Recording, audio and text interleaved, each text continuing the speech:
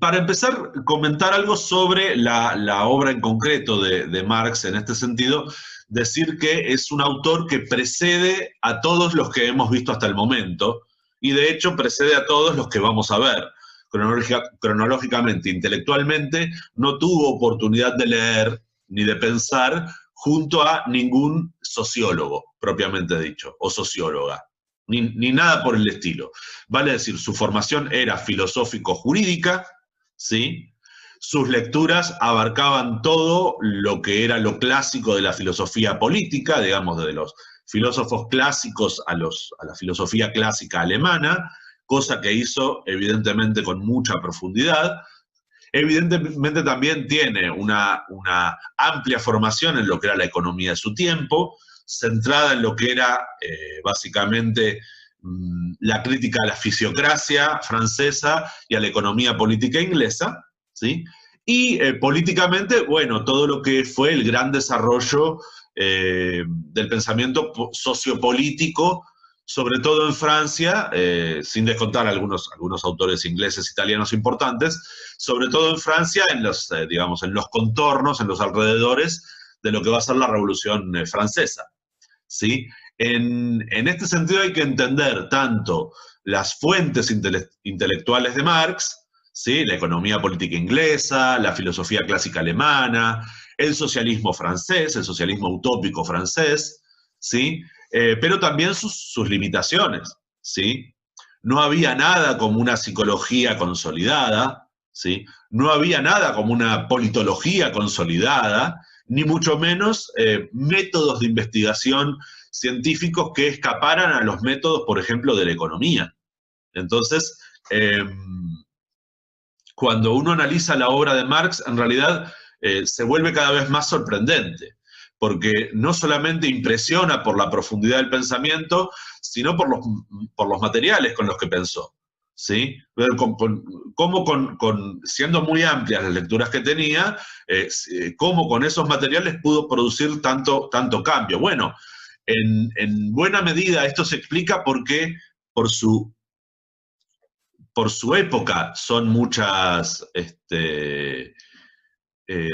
cambios y piensan muchos cambios. Perdón. Entonces, en los orígenes del pensamiento de Marx tenemos estas premisas. Y si bien es cierto que para cualquier partecita pequeñita del pensamiento de Marx uno puede encontrar uno o varios antecedentes intelectuales, en qué circunstancias se produce el pensamiento, quiero decir, no es mágico, pero no siempre es fácil de visualizar. Bueno, lo mismo pasa con las formas de pensamiento complejo. Ahora, también decir que todo pensamiento, como bien lo define el propio Marx, en principio es social. Pero vamos primero a la base. ¿De dónde surge el pensamiento? En Weber, en Durkheim, el pensamiento surge de las necesidades de acción social, ¿sí? Y de los hechos sociales. Aprendemos a pensar de una determinada manera. Marx, en todo caso, sin haber leído estas cosas, se plantea en cómo. Entonces dice en una serie de pensamientos conectados, ahí en el prefacio, ¿cuál es el primer hecho histórico? ¿Qué es lo primero que observamos? Lo primero que observamos es la existencia de personas vivientes, ¿sí? Entonces lo primero que tenemos que explicar es la existencia de personas vivientes. Ahora, ¿cómo se mantienen vivientes esas personas? Y aquí comienza lo interesante, lo sociológico, lo que diferencia, voy a ir mezclando un poquito los dos textos que tratan sobre el tema de hoy, el prefacio y el de Seitling. Si no esperen que haga una distinción totalmente clara, porque aunque después se pregunte por autor, digamos, los temas quedan claros. Bueno, ¿cuál es la distancia que hay? Todos los animales trabajan para vivir, gastan sus energías de una manera ordenada para vivir, pero el ser humano hace algo diferente, lo hace ya socialmente. Entonces, ¿qué es lo que nos dice Marx? Que para reproducirse materialmente, para vivir, ¿sí? Las personas establecen relaciones de producción que son necesarias, ¿sí? Son necesarias esas relaciones de producción. Dice, si las personas no cooperan entre sí, se mueren. ¿sí? Hay unos límites materiales a hacer las cosas solos. ¿Sí? Un gran predador, un oso, un león, no necesitan a otros, pueden convivir con otros, pero no los necesitan. ¿Sí? En todo caso, si necesitan a otros es para reproducirse, pero no los necesita para seguir con vida. Un oso, desde que se separa de su madre los sesno, puede vivir toda su vida en su entorno natural sin comunicarse con otros osos.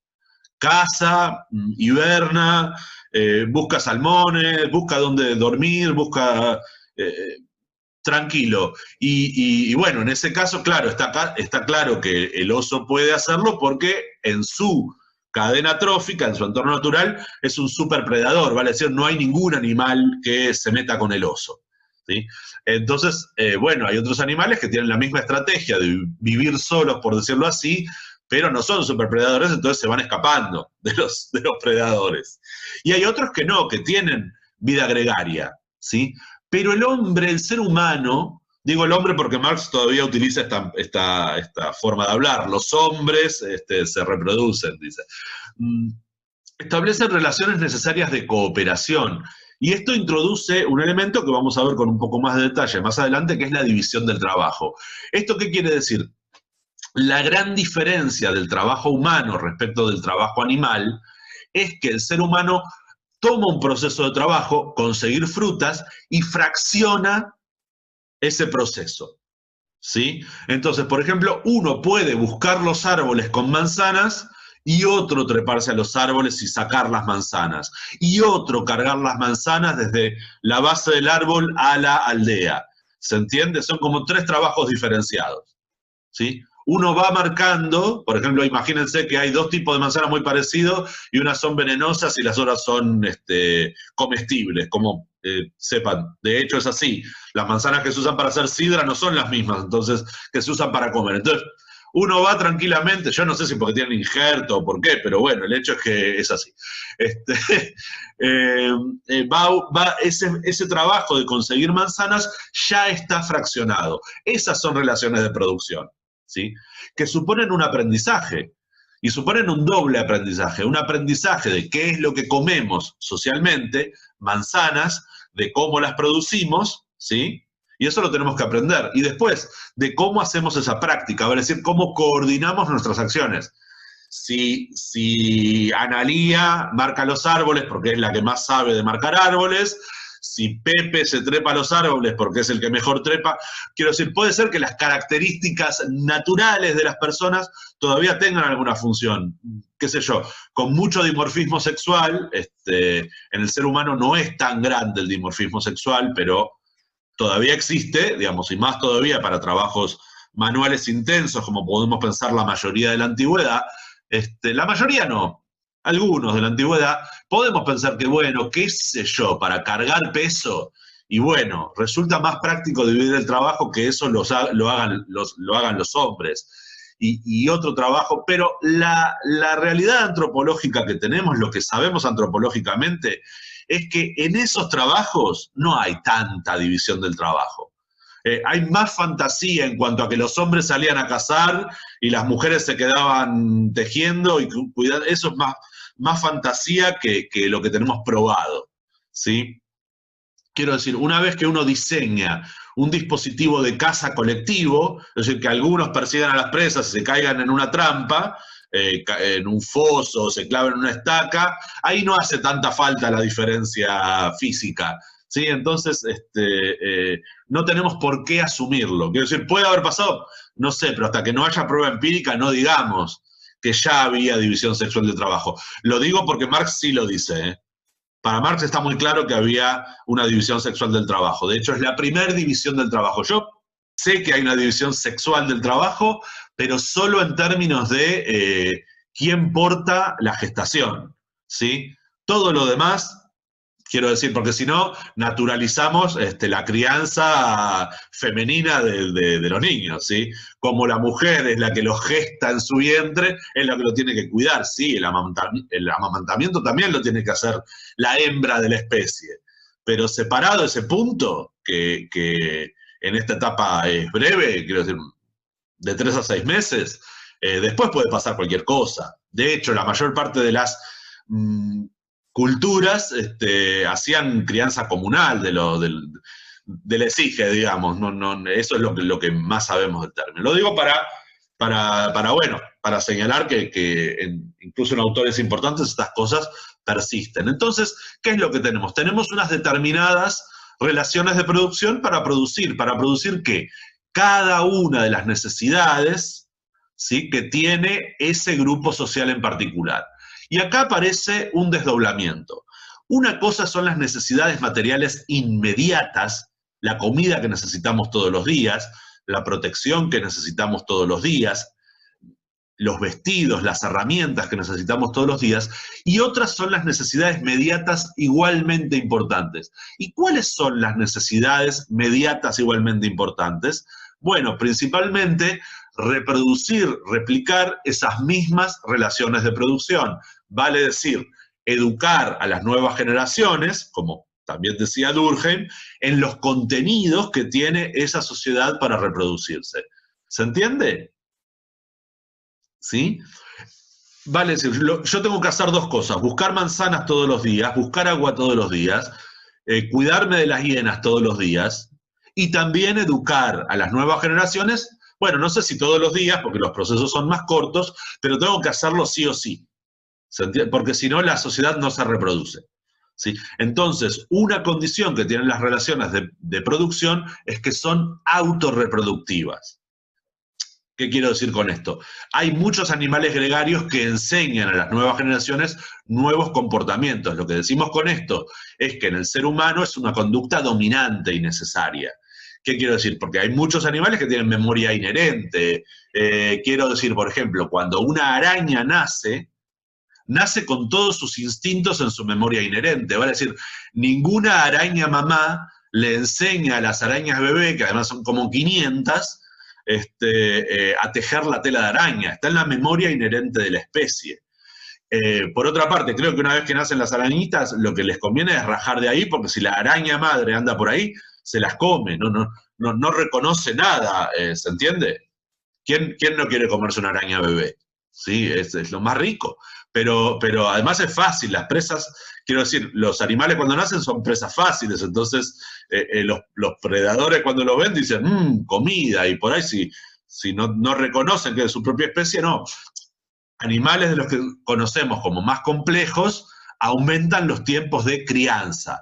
De hecho, hay un vínculo bastante interesante, que no sé si es absoluto, está el caso de los pulpos, que son diferentes, entre lo que consideramos inteligencia o capacidad de resolver problemas y la prolongación del tiempo de crianza. Bueno, el tiempo de crianza en los seres humanos es larguísimo. El único para tiempos primitivos que tenía algo parecido en tiempo de crianza se puede considerar los elefantes, por ejemplo. ¿Mm? La relación que existe entre los cachorros como cachorros con el grupo en términos de ir aprendiendo cosas. Claro, lo que ocurre es que el elefante, sin ser un superpredador, una vez que es un animal adulto, si está sano, es intocable. ¿Sí? El ser humano, en cambio, es bastante tocable, es toqueteable. Digamos, si yo fuera un predador, un ser humano solo, de cualquier edad, es presa fácil. Fíjense que puestos en comparación, agarran al hombre más fuerte del mundo, a la montaña de Juego de Tronos, a cualquiera que quieran, y lo ponen al lado de un oso, un tigre, un león, y es pan comido, literalmente. ¿Sí? Ni hablar si está en un medio no habitual. ¿Sí? Con un cocodrilo grande en el agua no hay oportunidad. Con una pitón constrictor no hay oportunidad.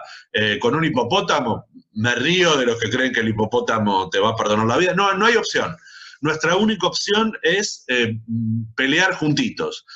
Y pelear implica dos cosas. Uno, está bien, ir a pelear con lanzas o lo que tengamos, pero si el otro bicho es lo bastante grande, más importante que pelearlo en conjunto es aprender en conjunto que, mirá, con un oso grizzly mejor no meterse aunque seamos 5, si tengamos lanzas. No, las películas mienten.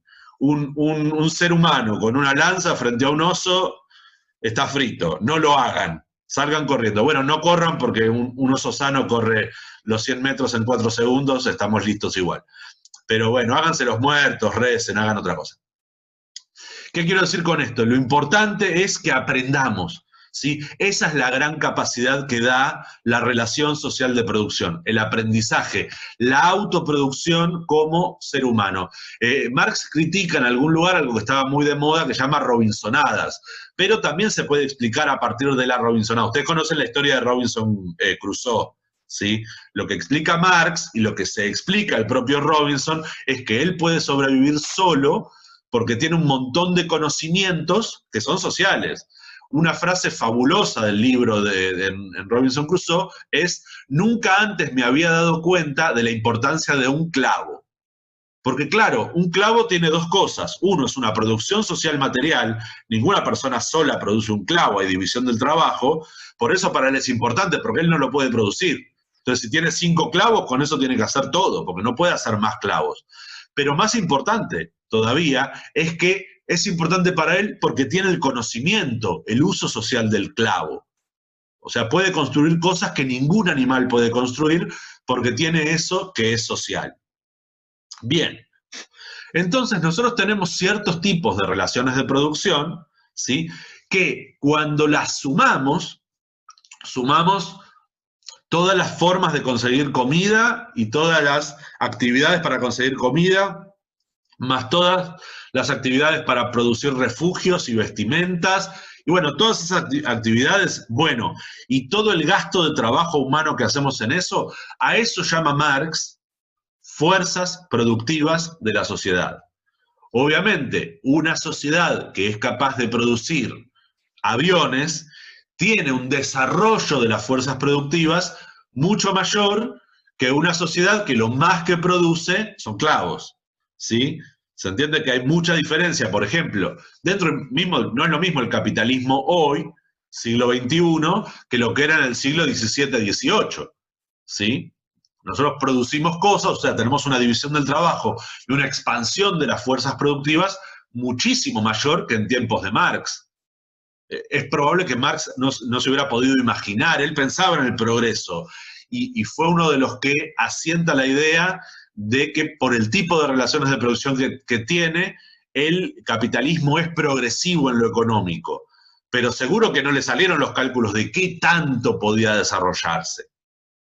Y eso es realmente interesante, porque él ve el desarrollo de las fuerzas productivas, pero bueno, quizá no ve todas las consecuencias cualitativas de ese desarrollo, las consecuencias de ese desarrollo.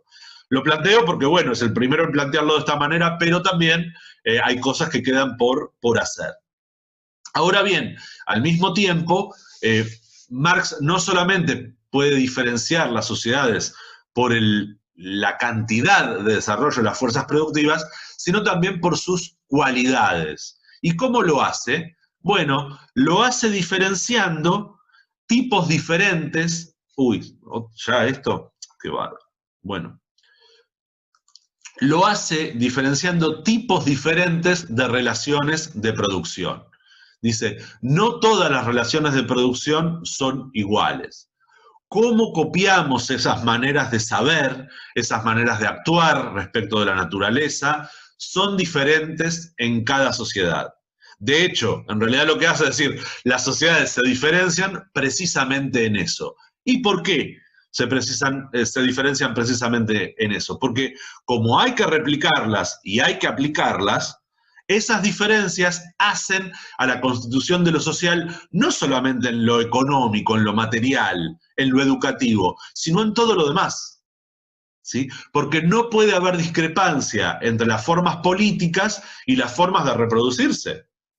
Está bien, eso parte incluso desde lo natural. Quiero decir, supónganse ustedes que generamos una sociedad donde existen los monjes de clausura y son, no sé, es una comunidad puramente, ¿cómo se llama? Casta.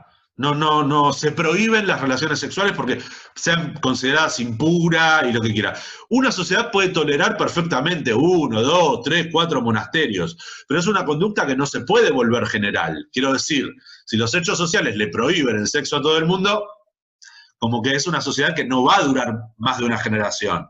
Porque vieron que hay una relación entre el sexo y la reproducción, lo de la semillita, papá y mamá, todo eso, resulta que es necesario para la reproducción.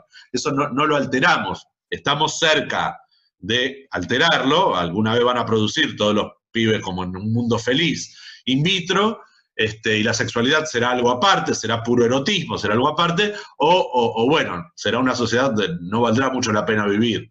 Entre eso y que vamos a comer carne sintética y bichos, y la verdad que el futuro pinta mal, pinta mal. Pero bueno, en fin. Las construcciones sociales, políticas, las maneras de pensar, los imaginarios, no pueden contradecir esa base material, ¿sí? Es que Marx dice que, bueno, que esa estructura nos da las pistas de cómo puede ser esas formas políticas, culturales, religiosas, simbólicas.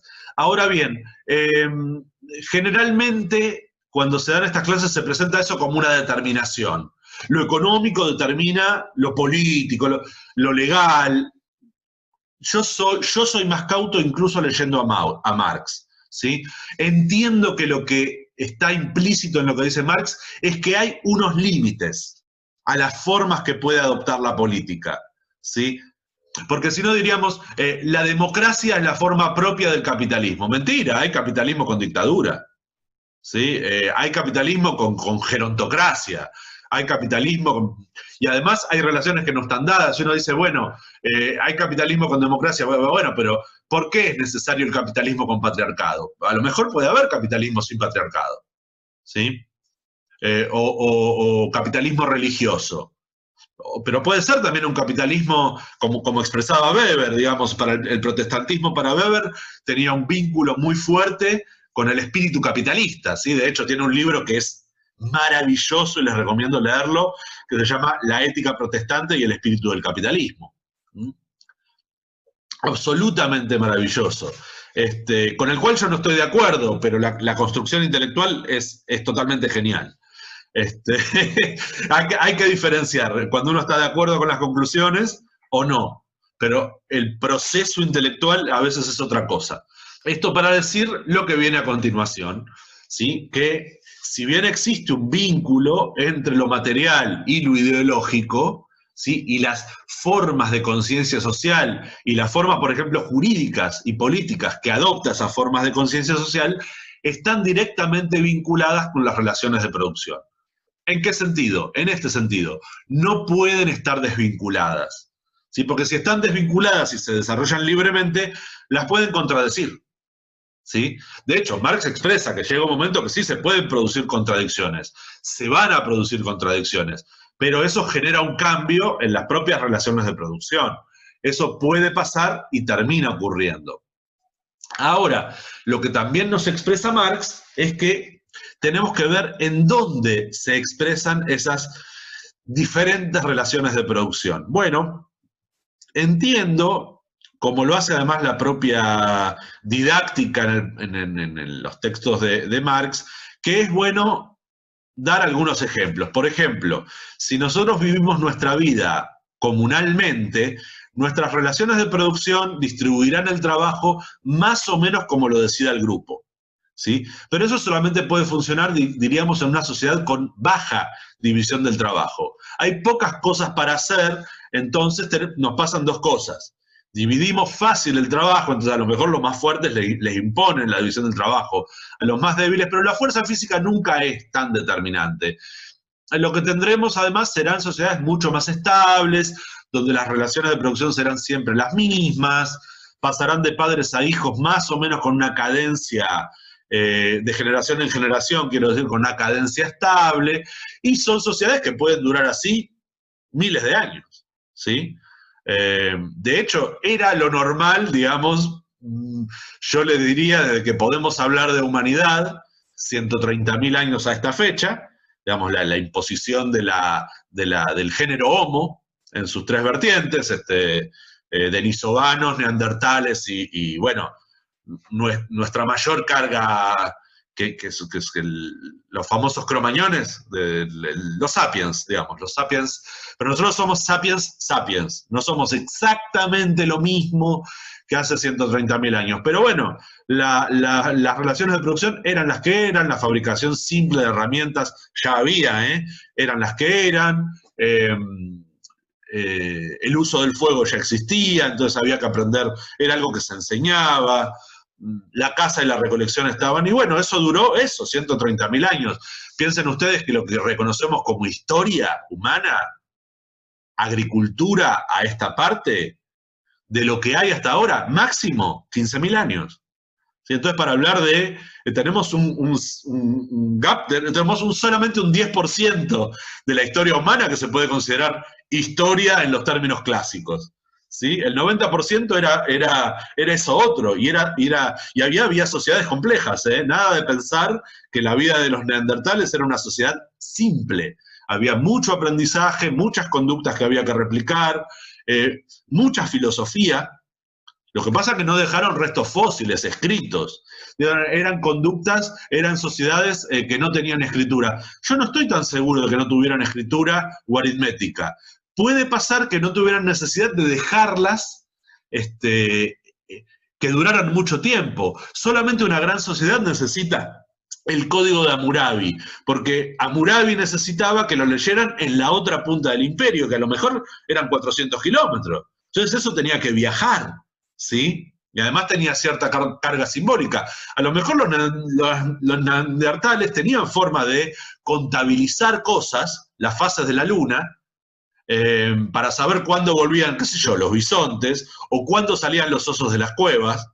¿Sí? Para un neandertal puede ser importante que tu superpredador, que además normalmente era tu dios, bueno, estar lejos. Era muy querido como dios, pero muy poco deseado como vecino, un oso. Entonces es muy bueno saber cuándo el oso sale de su hibernación.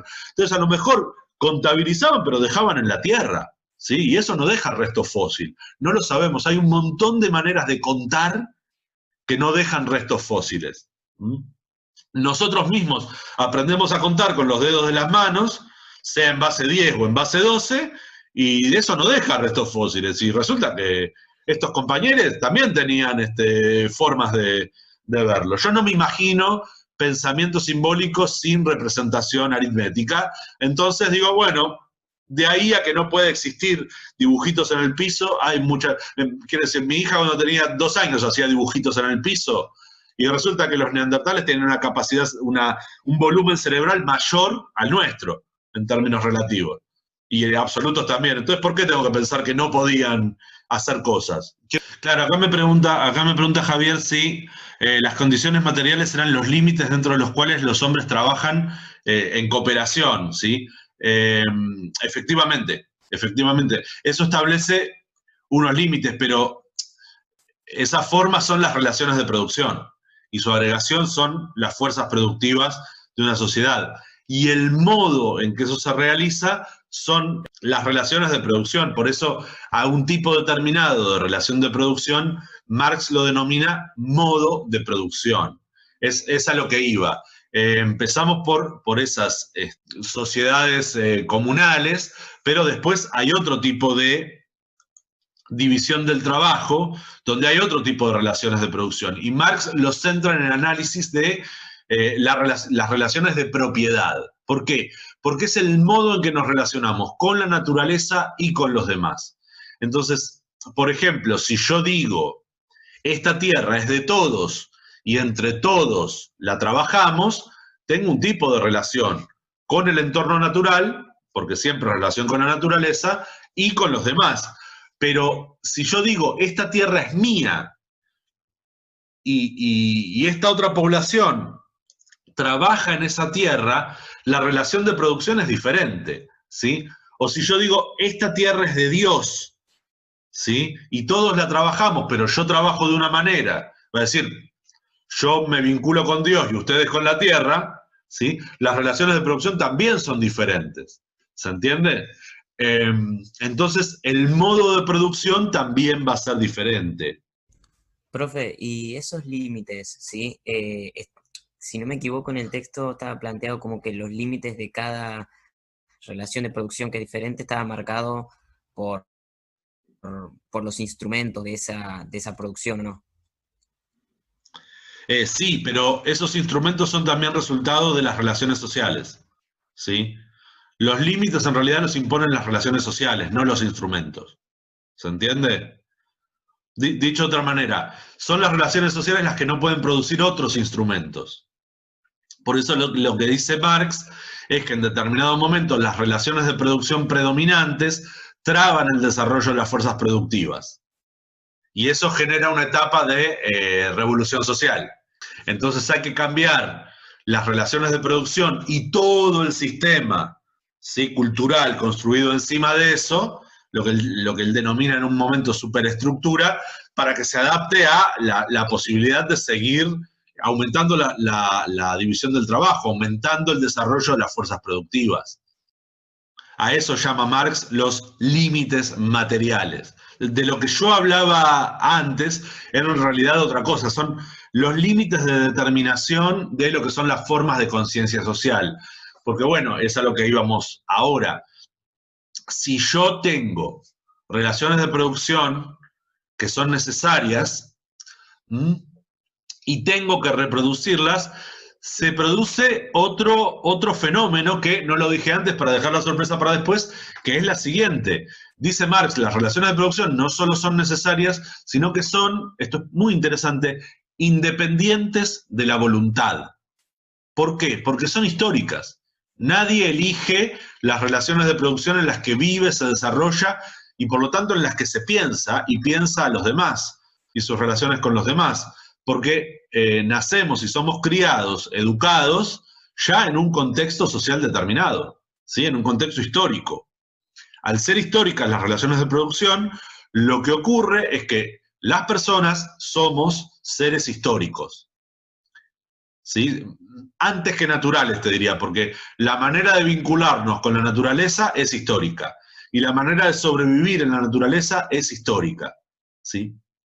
Y además, a diferencia del animal laborance, como dice después Zeitlin, el Homo faber hace algo diferente, vale decir, nosotros no solamente interactuamos con la naturaleza, sino que en cierta medida somos capaces de recrear, de transformar el entorno natural. ¿Cómo? Bueno, por ejemplo, separando la mala hierba del trigo, ¿sí? Entonces, en una parte limpiamos, no necesariamente con glifosato, puede ser con trabajo manual y eventualmente con glifosato, ¿sí?, pero sacamos todo lo demás y plantamos solo trigo.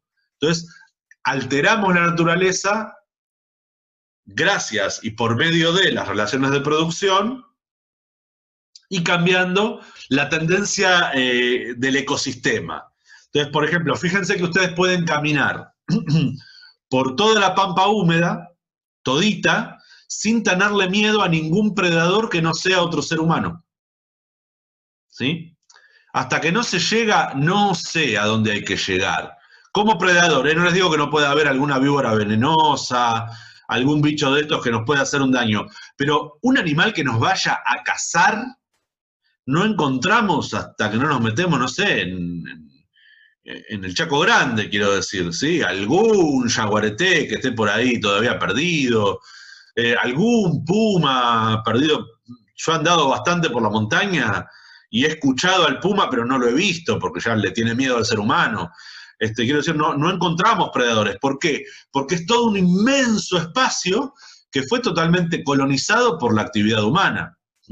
Es decir, se ha transformado en terreno histórico en alguna medida. No lo vemos porque lo vivimos como natural. Cuando nosotros decimos necesitamos naturaleza, entonces me voy, qué sé yo, me voy a un parque, eso no es naturaleza, ¿sí? No es el Amazonas. ¿Sí? El Amazonas ya casi no es naturaleza. ¿Se entiende? Hay poco que sea naturaleza ya sin tocar por la mano del ser humano. El fondo del mar o cosas así. Pero me refiero con cambios importantes, ¿sí? Hay qué sé yo, ¿sí? Uno puede encontrar, incluso uno dice, bueno, pero están las reservas ecológicas, pero también las reservas ecológicas que uno puede ir a visitar no están tocadas, tienen caminos, tienen centros de visitantes, te venden souvenirs, hay gente paseando, entonces los animales se comportan distintos. no sé, un zorro que en la naturaleza te tendría miedo, estoy pensando en los zorros grises del Palmar de Entre Ríos, en el parque natural te siguen porque la gente les tira comida, entonces los tipos aprendieron a garronear comida y no andan cazando bichos por ahí, ¿para qué? Si la gente le tira galletita. Y sí, te miran con cara simpática y te dan ganas de tirarle algo. Hay carteles así de grandes, no alimente a los animales y le tiramos algo. Y porque son simpáticos, ¿cómo no le vas a tirar algo de comer? ¿Sí? Tenés 4 hijos, no le vas a tirar al número 4. Mira la carita que tiene. Y el bebé llora. Tirale el bebé a los zorros. Bueno, por ahí no hacemos eso, pero sí les damos de comer. Y entonces ese animal cambia su conducta. Entonces el coatí que tiene al lado, el zorro, no le tiene miedo al zorro. Alteramos el ecosistema, ¿sí? Aunque se llame parque natural. Entonces nosotros estamos viendo ahí lo histórico en lo que parece natural, ¿sí? Cuando liquidamos unas especies, transformamos a las otras. Por ejemplo, si ustedes ven gráficos de lo que era el ganado vacuno durante la colonia y después, pónganle siglo XVIII, incluso principios del siglo XIX, como todavía no había tantas cruzas con razas europeas, otras razas europeas, cebús o razas asiáticas y demás, el animal vacuno era totalmente diferente. Para empezar, era un animal muchísimo más poderoso en términos de defensa personal. Había que perseguir a ese ganado cimarrón. ¿Y por qué? Porque la vaca que nosotros vemos de pata corta, súper pesada, está criada para tener mucha carne o dar mucha leche, pero en la naturaleza no sirve para nada. No sobrevive al ataque de 4 chihuahuas bien organizados. Lo que pasa es que los chihuahuas no se organizan bien, pero no es un buen animal. ¿Por qué? Y bueno, porque las cruzas que hicimos no las hicimos en función de que sea un animal poderoso en la naturaleza, sino de que sea un animal poderoso en el mercado. Más carne por vaca te da mejor rendimiento en platita, ¿sí? Más leche por vaca te da más rendimiento en platita. O bueno, qué sé yo, si cuando toquemos bastante a la vaca, o al chancho, vamos a darnos cuenta que como lo que más consumimos del chancho son los jamones. Sí, es lo que más nos gusta, por lo menos acá. En otros países por ahí es el lomo de cerdo, pero pónganle que nos gusta más el jamón. Y bueno, vamos a hacer ciencia, ¿sí? División del trabajo, reflexión, y vamos a pensar cómo hacer para cruzar un chancho con una araña para que tengan 8 patas, ¿sí? Porque con 8 patas tenemos 8 patas, ¿sí? Pónganle que son 2 patas adelante, 6 de atrás, tenemos 6 jamones por chancho. Negocio redondo, ¿se entiende?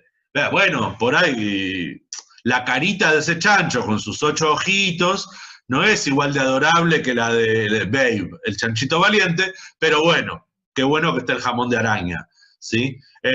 Y si es asquerosa y venenosa, que lo arreglen los de marketing. Esto sabemos que siempre es así. Lo importante es que, volviendo a lo que es el desarrollo de las relaciones de producción y las fuerzas productivas, las formas en que pensamos la realidad también son históricas. ¿Cómo lo define Marx? ¿Sí? Lo define así. No es la conciencia de las personas las que definen sus formas de existencia material, cómo se organizan para vivir, sino por el contrario, son las relaciones de producción en las que están criados y en las que se desarrollan, las que determinan su conciencia. Esto es fundamental. ¿Y por qué es fundamental? Porque de todo lo demás, de la parte más económica, ya había teoría. Pero esto es un cambio de paradigma que nace de esta escuela de pensamiento, ¿sí? Entender que somos seres históricos antes que seres individuales, o sea, que pensamos como pensamos porque somos históricos. Bueno, por supuesto ustedes van a encontrar en el hecho social algo bastante parecido, ¿sí? Si es la educación la que nos dice las formas de actuar, sentir y pensar, es que no somos nosotros. Aunque no lo llame histórico, está ahí, está en las relaciones sociales con la gente que nos educa, las que nos genera como seres sociales por tener hechos sociales. Sí, bueno, Marx está antes, ¿sí? Yo no tengo del todo claro, porque no he visto investigaciones completamente cerradas al respecto, ¿qué grado de influencia tuvo Marx en Durkheim? Hay un comentario indirecto de Durkheim que a mí me hace pensar que llega por un camino diferente, ¿sí? O sea, que no tuvo contacto. En un momento, en un librito que se llama, que además no es tan bueno ni tan conocido, que se llama El socialismo, Durkheim dice que esta idea de Marx le parece muy interesante y que hay que pensar sobre ella, ¿sí? Pero es un texto que está escrito bastante después de las reglas del método. Entonces, además, como yo confío mucho en la probidad intelectual de Durkheim, él puede ocultar las cosas para que no lo persiga la policía francesa por filogermano. ¿Se acuerdan que hablamos de esto? Pero no va a mentir diciendo esta idea de Marx se la robé. Eso no.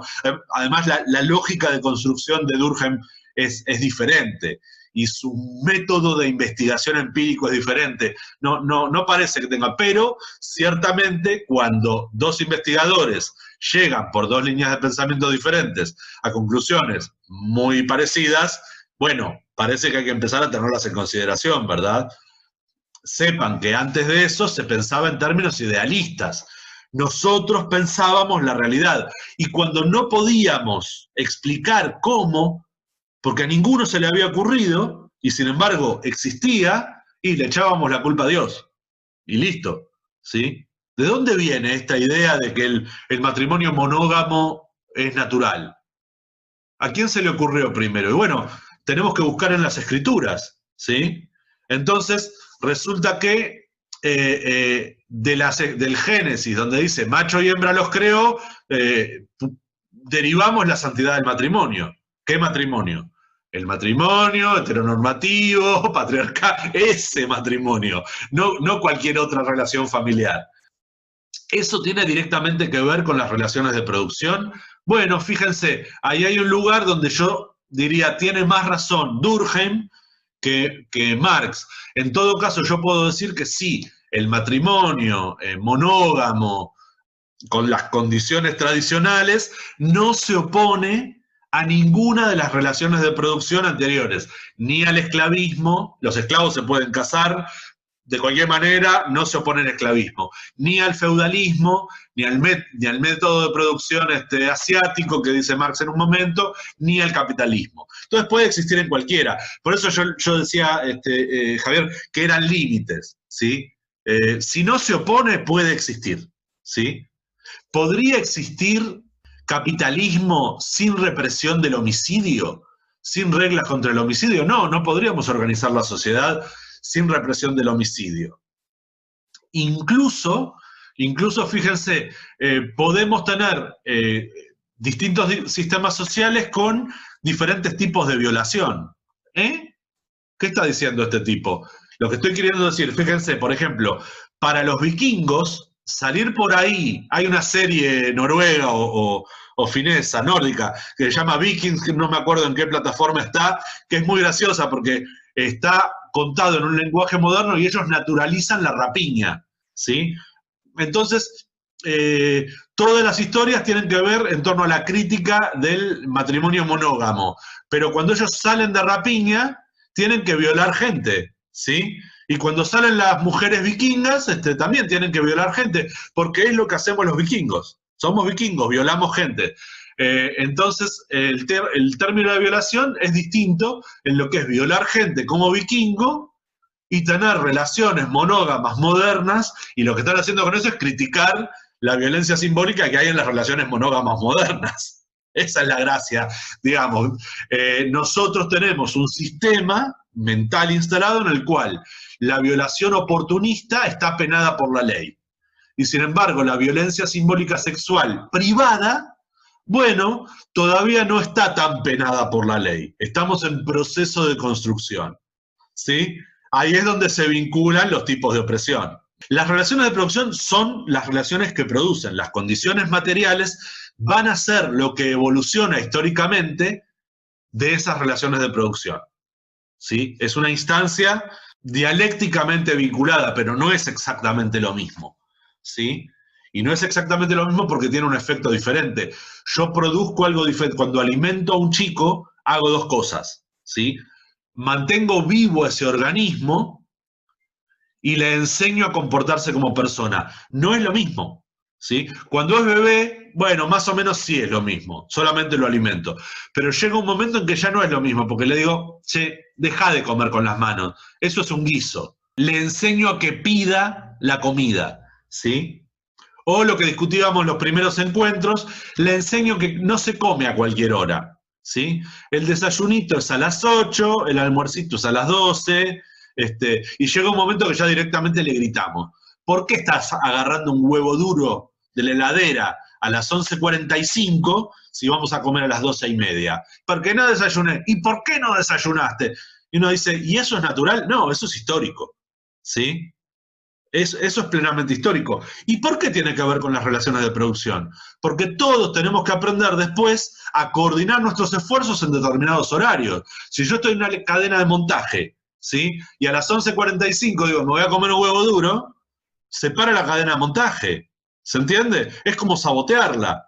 Y fíjense, si estamos trabajando por productividad, es decir, el empleador nos paga un plus por productividad, los primeros que me putean no son ni siquiera los capataces o los patrones, son mis compañeros. Que me dicen, flaco, estás parando la línea productiva, entonces perdemos productividad y nos van a pagar menos. ¿Sí? Entonces te quedás ahí, flaco. Entonces me van a resocializar a la fuerza. Entonces las relaciones de producción nos están poniendo límites a lo que podemos hacer y a cómo nos vamos a comportar con los demás. Partiendo de lo productivo puede ser, pero no fundamentalmente en lo productivo, fundamentalmente en las relaciones de producción que no son producción de clavos, son producción de nosotros mismos, ¿sí? Mientras no entendamos que lo primero que producimos y lo principal que producimos son nuestras propias formas de conciencia social, no vamos a estar entendiendo a Marx. ¿Sí? Digo lo primero como lo que tiene que estar sí o sí programado, porque después podemos comer vaca, araña o chancho araña, pero lo tenemos que producir. Y esa producción es histórica porque no la elegimos. ¿La transformamos? Sí. Incluso podemos pensar en cómo transformarla más. Sí, por supuesto que sí. Tenemos un montón de gente, tenemos toda una división de trabajo dedicada a gente que se dedica a biotecnología. Servirá para producir alimentos, soluciones para el calentamiento global o para crear nuevos herbicidas, no lo sé, pero los tenemos, ¿sí? Para crear formas artificiales de vida, no lo sé, carne sintética, no lo sé para qué van a servir, pero sé que tenemos esa división del trabajo. Y sé que esa división del trabajo no la inventaron los propios biotecnólogos. Son evoluciones de los biólogos, de otro tipo de disciplinas, ¿sí? Científicas o técnicas, que se va generando en el contexto de, por ejemplo, demandas que pueda tener el mercado, ¿sí? En algún momento, un laboratorio o un grupo empresario le dice a una universidad, che, está muy buena esta investigación en biología, pero yo te pago un laboratorio si la aplicás a mi problema, que es, por ejemplo, vender carne enlatada. Entonces pone a los biotecnólogos a trabajar en la fabricación de nuevos conservantes, ¿sí? De conservantes para la carne enlatada. Estoy relatando una historia real, ¿sí? Y a partir de eso nace toda una nueva disciplina vinculada a la producción de alimentos que tiene que ver con esto, los alimentos conservados a partir del uso de determinados elementos químicos. Ahora, ¿eso qué genera? Eso genera que esos alimentos tienen componentes que no son directamente tóxicos, pero que a muchas personas les generan hipertensión arterial. Entonces aparecen más pacientes con casos de hipertensión arterial. Entonces, ¿qué pasa? En la Academia de Medicina, que estaba al lado de la otra Academia de Biología, empieza a haber más investigadores investigando las causas y los tratamientos para la hipertensión arterial. Se ve como el proceso histórico es el que genera nuevas ideas, y no que está uno sentado diciendo, che, me parece que tengo que investigar la hipertensión arterial porque sí. Claro que puede ser porque, bueno, mi hijo es hipertenso y quiero averiguar por qué hay más hipertensión. Entonces, mi hijo es hipertenso.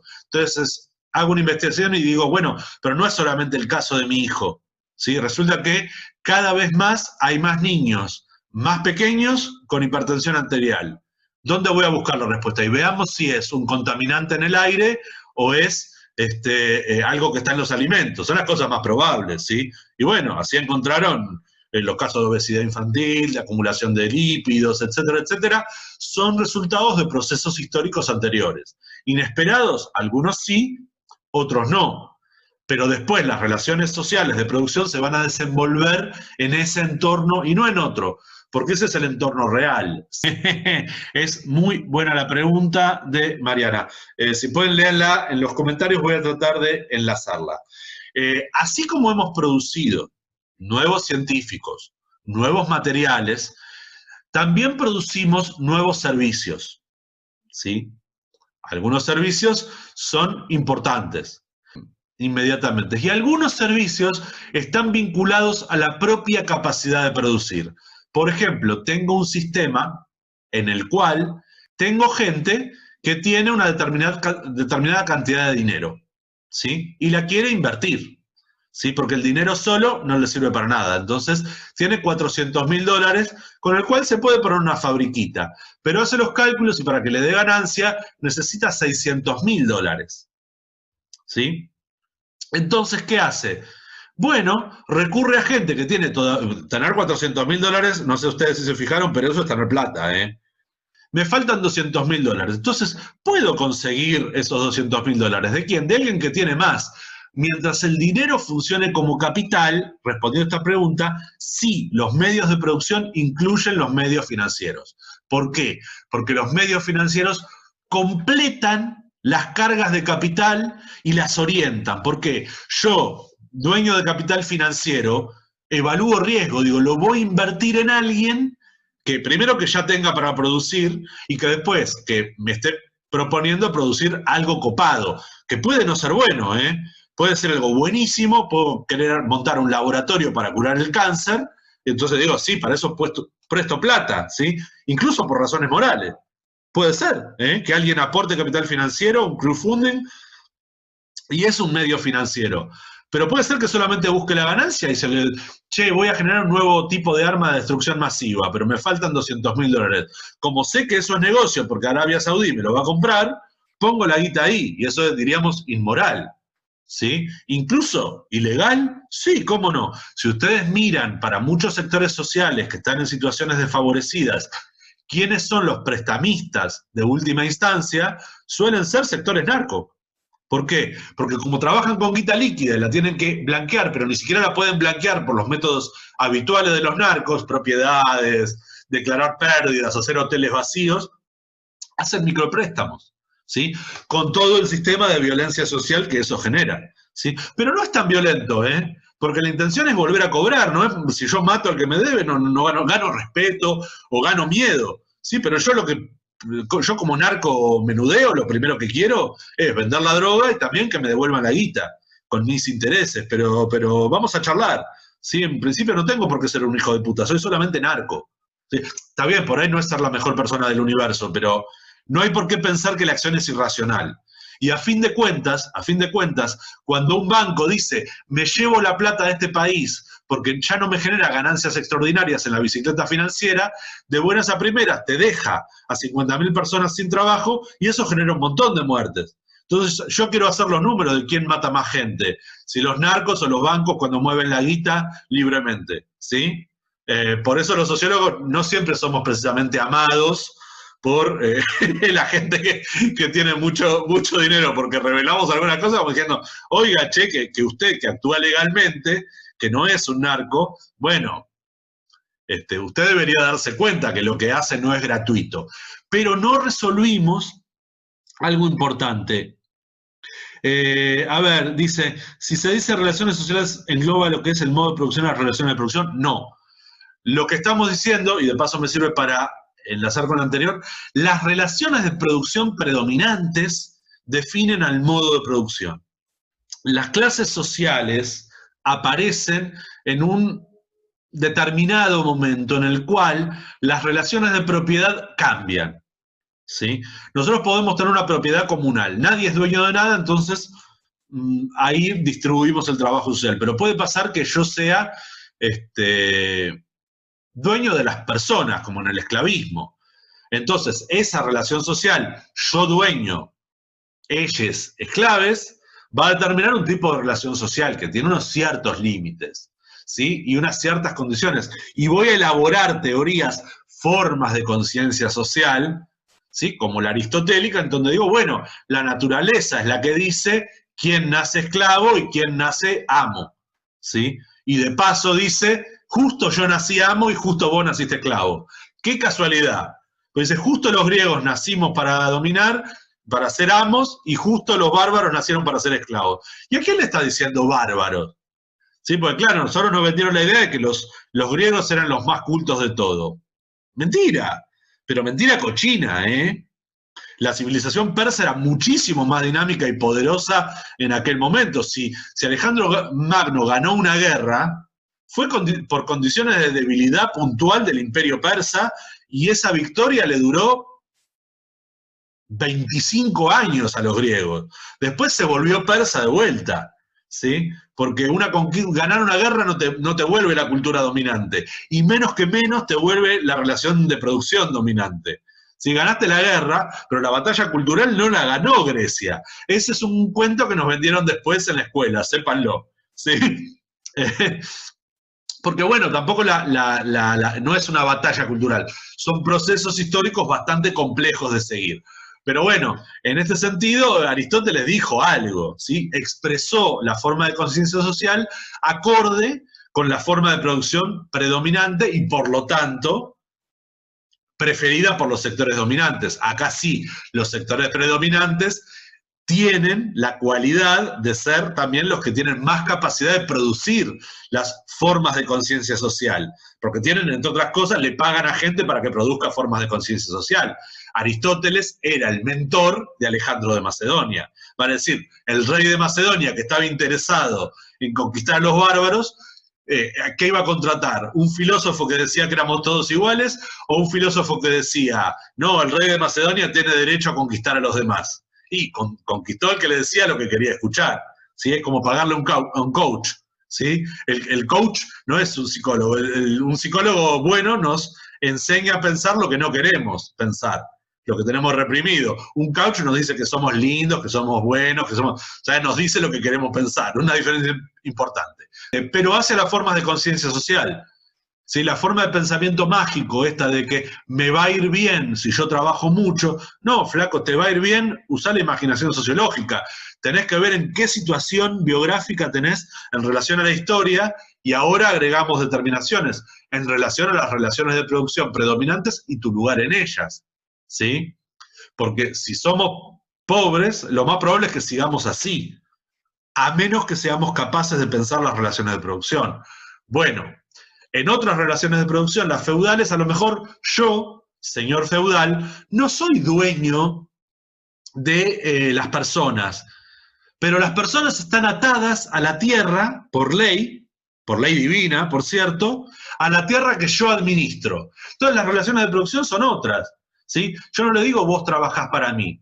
Yo lo que le digo es, Dios dijo que vos tenés que trabajar de esta manera, yo me quedo con una parte de tu trabajo y te lo devuelvo en servicios, ¿sí? Yo te protejo, yo te gestiono, yo te administro, vos me obedeces, ¿sí? Entonces yo cuido las tropas, cuido que no te ataquen los vecinos, organizo la producción, me encargo de comerciar con los excedentes, vos producís la tierra. El modo de producción feudal, bueno, dibujado a rasgos caricaturescos, ¿sí? Muy brutos.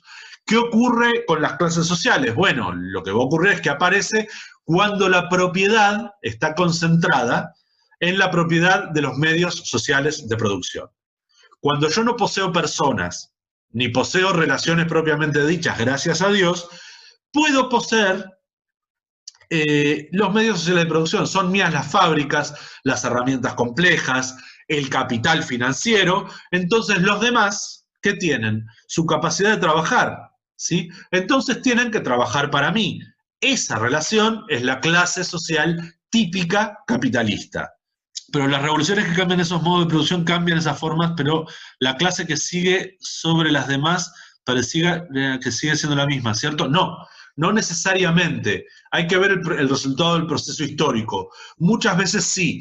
Yo puedo ser un señor feudal y reconvertirme en capitalista, pero también puedo ser un artesano o o un comerciante y terminar convertido en capitalista. El proceso de eclosión histórica del capitalismo es muy, pero muy complejo.